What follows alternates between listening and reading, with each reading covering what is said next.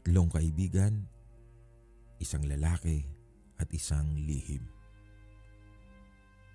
Maaga pa lamang ay abala na ang tatlong dalaga para sa kanilang pagtatapos sa high school. Si Linda, ang pinakapansinin sa kanilang grupo, ay hindi mapakali sa kakaisip kung ano ang susuotin. Pangarap niya kasi noon pa na balang araw ay maging isang sikat na artista at makapangasawa ng mayaman para makaahon sa hirap. Si Lorna naman, simple lang. Nag-aayos ng mga pagkaing ilalako sa after party dahil bata pa lang ay mahilig na siyang magnegosyo. Si Shirley, na madalas ay hindi interesado sa ganitong mga kaganapan, ay nagrereklamo na rin habang tinutulungan sila. Malakas ang loob nito ngunit tamad sa pag-aaral. Ang araw ng kanilang graduation ay puno ng saya at pangarap. Ngunit hindi nila alam may isang bagong hamon na nakatakdang baguhin ang kanilang buhay, si Joey. Si Joey ay kilala sa school bilang heartthrob at kilala rin sa kanyang mga kabarkadang puro kalokohan ang inaatupag. Sa isang inuman kasama ang barkada, nagkaroon sila ng pustahan. Ligawan ni Joey ang tatlong dalaga, sina Linda, Lorna at Shirley, nang hindi nila nalalaman na sabay-sabay silang pinapaikot. Naging madali kay Joey si Linda.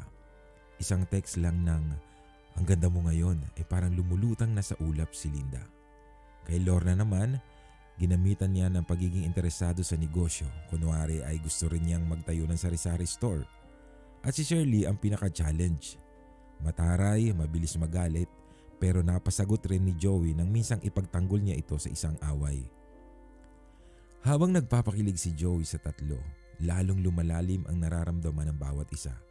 Hanggang isang araw, nalaman ang lahat ng lihim.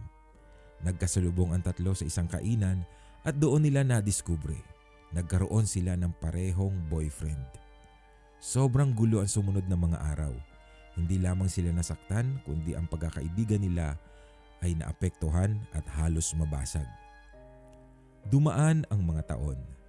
Si Linda ay nagtangka sa showbiz pero nauwi lang sa pagiging extra sa isang teleserye. Si Lorna nagtagumpay sa kanyang maliit na negosyo at nagkapagtayo ng mini grocery store. Si Shirley, bagamat naging pasaway pa rin, ay nagdesisyong magtrabaho bilang barangay staff para makatulong sa pamilya. Pagkalipas ng 10 taon, sa di inakalang pagkakataon, nagkita-kita ang tatlo sa isang presinto para bumoto sa eleksyon. Nagkatinginan sila, nagkibit balikat at nagtawanan. Hindi nila napigilan ang pag-uusisa sa isa't isa. At dito nila nalaman ang malaking twist ng kwento. Napangasawa pala ni Joey ang dating terror teacher nilang si Mrs. Reyes. Ang teacher na galit sa kanila noon dahil sa kakulitan at ingay. And guess what? May anak na rin sila.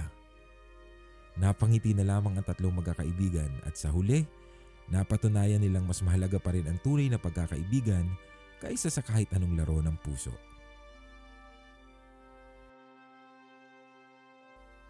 Ito ang aral ng kwento.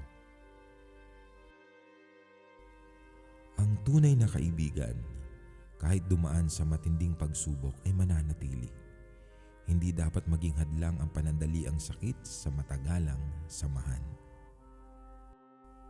Subscribe na para sa mas maraming kwentong Pinoy.